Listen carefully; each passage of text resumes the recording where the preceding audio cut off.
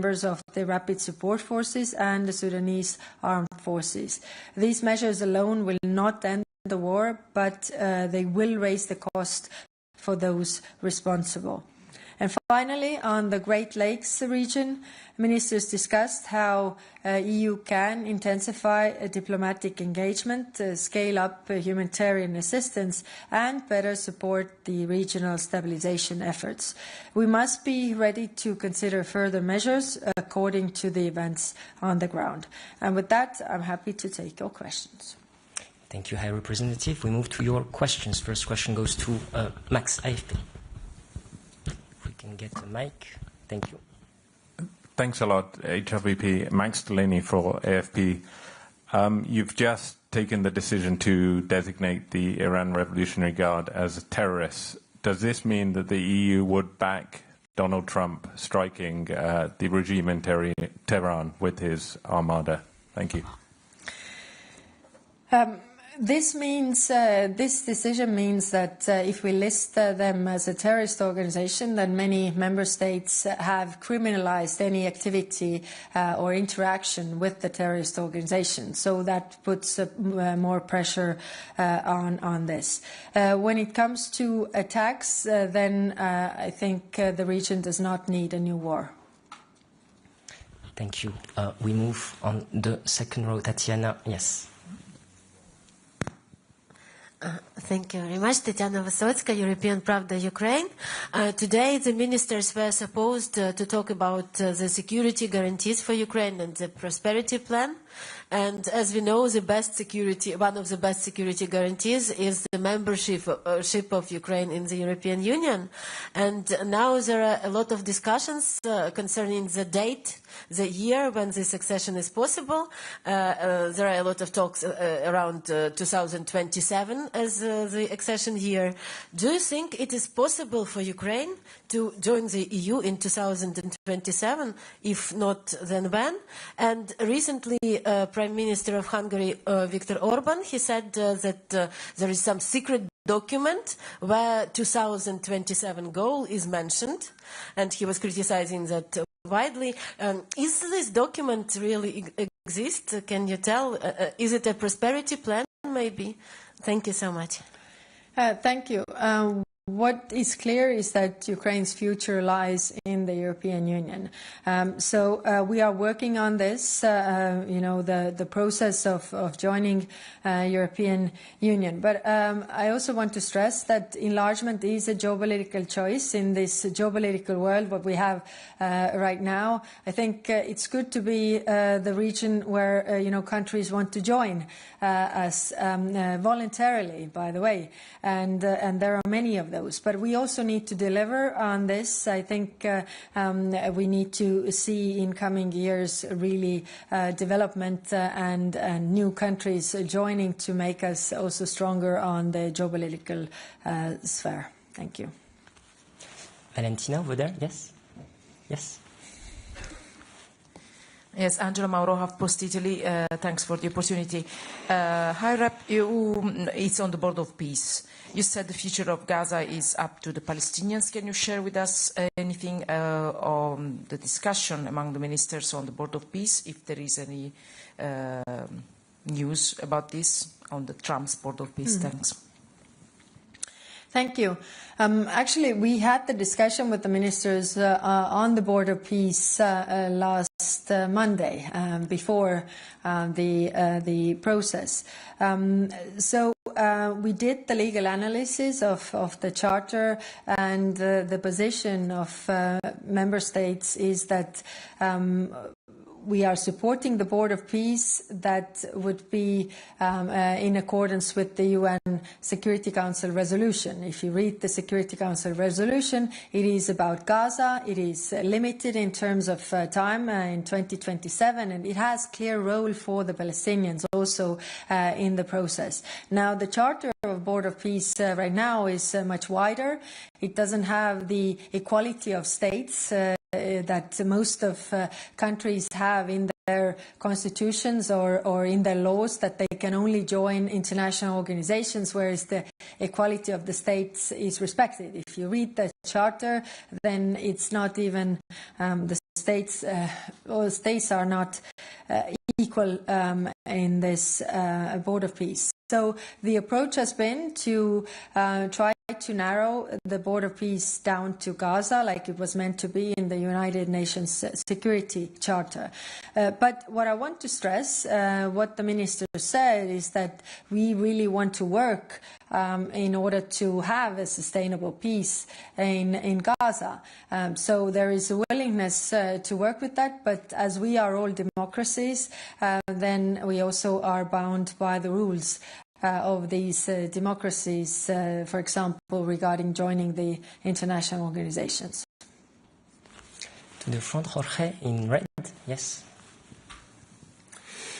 Hello, Jorge Liboreiro with Euronews. I have a question on Ukraine and Russia. I'm sure you know there's been a lot of talk lately about the possibility of reopening diplomatic channels with Russia.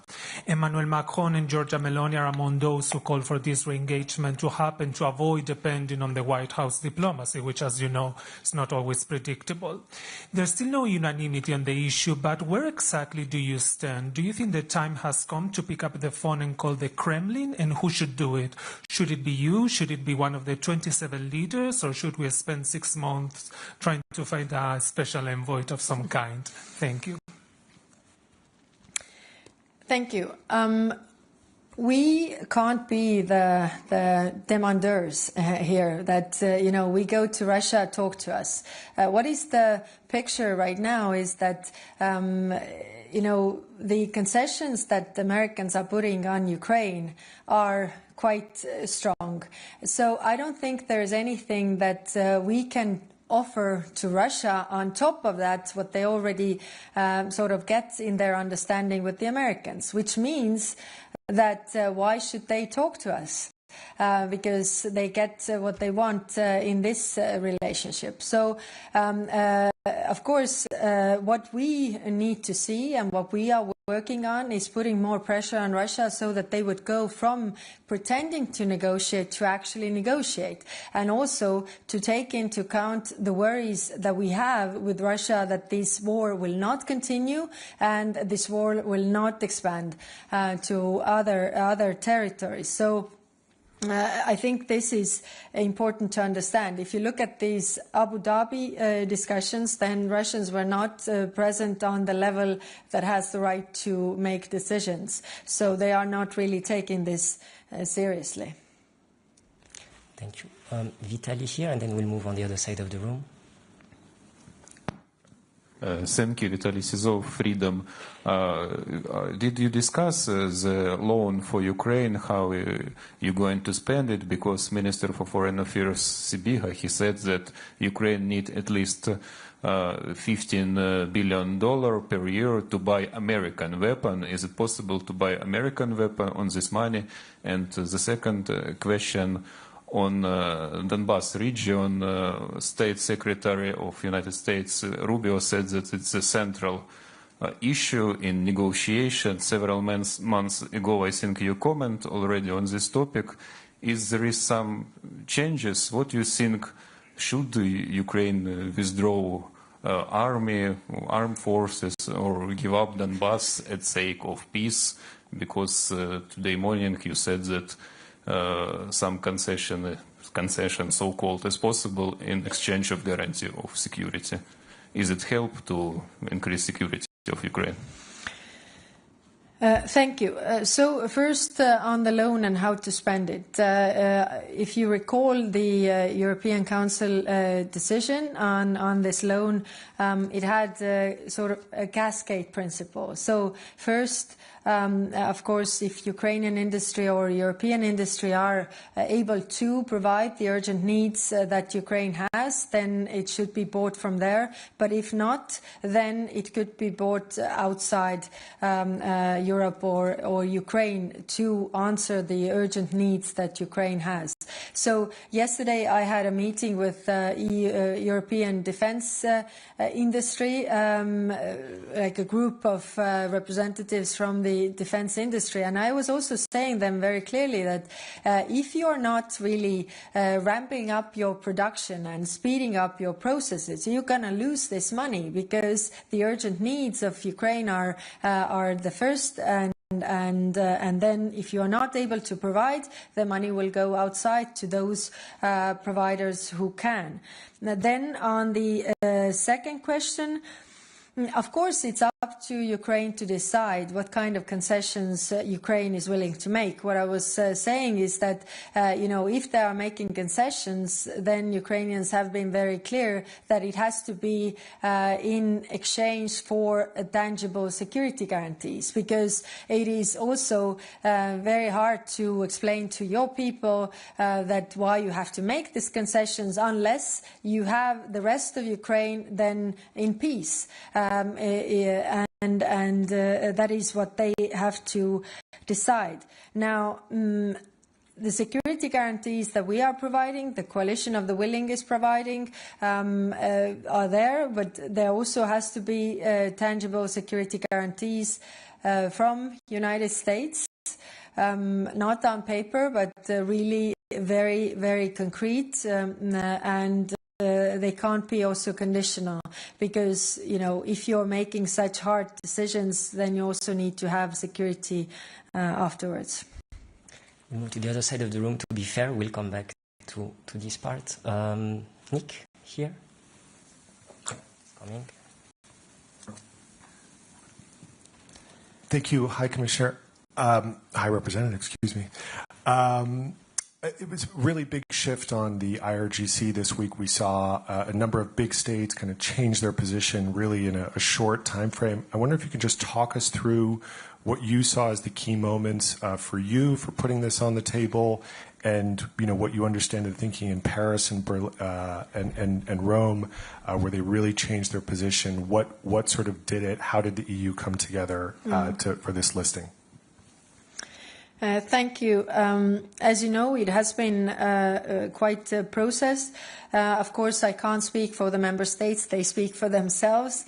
But what is my opinion? Opinion is that, there was an internet ban and everything was not clear what has happened. And when the atrocities were clear, then also it was clear that there has to be a very strong response from the European side. Joachim, please. Yes.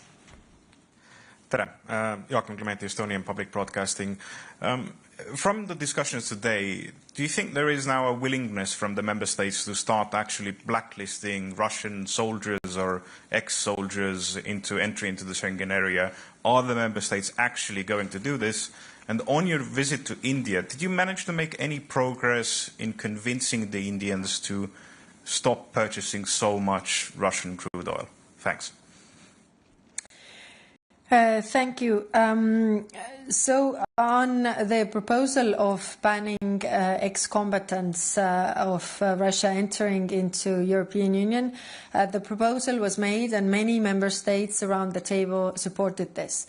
Because if you look how many ex-combatants are there compared to the war in Afghanistan, for example, so there are a lot of them, and it poses a clear security risk to Europe. So we agreed to take this proposal further and test the appetite from the member states. But, this is one of the steps that we need to prepare if there is, ceasefire or some kind of solution. We need to have answers before. What do we do? What are our risks then? Because the risks also change.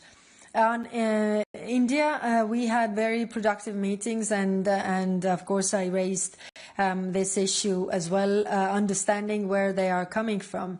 I think it is also easier for them to, to have this agreement with us and diversify their partnerships in this regard. What we also raised with them was the energy support to Ukraine, because, like you see, the Ukrainians are really in freezing cold. Russians are trying to bomb them into freeze to death, and even if you can't give military support, then the energy support in terms of substations, cables, whatever is needed to repair so that people wouldn't be in darkness and cold is also a humanitarian issue that could be done by them. Over there, please. Yes. Thank you very much. Thomas Mal-Nielsen at Euractiv. I have two questions, if I may. So one is about the 20th sanctions package. So is it still the plan to approve this package, or propose this package at least by the 24th of February, the 4th anniversary of the invasion? And also regarding the Finnish and Swedish proposals, so they proposed three things: the maritime services ban, restrictions on imports of Russian fertilizers, and a ban on exports of luxury goods. I was just wondering what you make of these proposals. Do you think they're plausible? Will they be in the package? And then the second question about China. So you praised Mark Carney's speech at Davos in your speech yesterday, but we've also seen, both Mark Carney but also Keir Starmer attempt to improve relations with China, both politically and economically. And so my question is this something that you think the EU should consider doing or not? Thank you. Thank you. On the 20th package of sanctions, yes, we aim to have, to come out with this on the 24th of February. And for that, countries are proposing different things, including what you mentioned, the full maritime services ban, and also issues on energy sanctions and different fertilizers. I mean, these are proposals on the table. So the work is ongoing. I can't say that we have an agreement now, otherwise we would already, declare that we have an agreement. But we had today a lot, so now we continue working with this.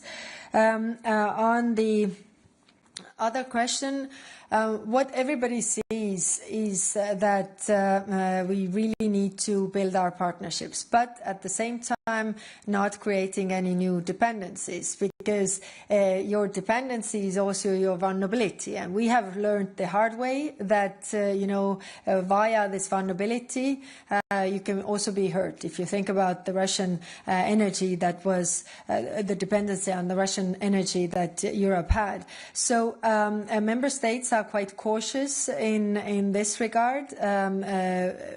We are actually China is posing a long-term challenge because they are using the economic cursive practices towards our markets. So we need to have a response to that. But at the same time, like I say, reach out to different partnerships with different countries across the world. And what I can say also is that there is much appetite for countries outside Europe to also work with us.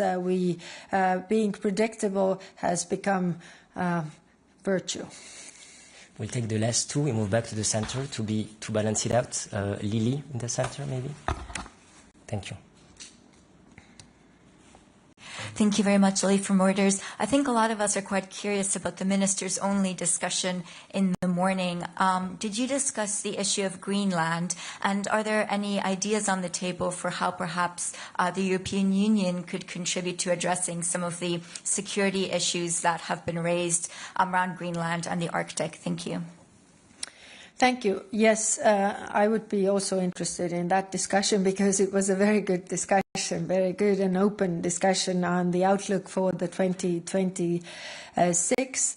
Of course, we discussed Greenland and also the unified approach that we had, and also how it makes us stronger if we are united. And clearly, also the issues of security and more what we can do for defense of Greenland, but also other parts of Europe. So it was a good, frank and open discussion, and I would also say quite clear-eyed. Thank you. Thank you. We take the one just behind Lily, indeed. Thank you very much. Thank you so much. Barzan Hassan, reporter from Kurdistan 24. Could you give us conclusion on North Syria, the Kurdish area we call Rojava? And the second, I would like to give you the book as a gift. So this book is, this is the pour history, so that means for the history. So this book was written by President Barzani, and there's everything inside this book about the Kurd. So I would like to give you as a gift. Is it okay? Yes, very right. good. So, you know, my reading list is quite long. I'm not telling you what I'm reading right now, but it's also about the history of different regions. So by the end, when I finish this job, I will be very smart. But anyway, on Syria, on your question.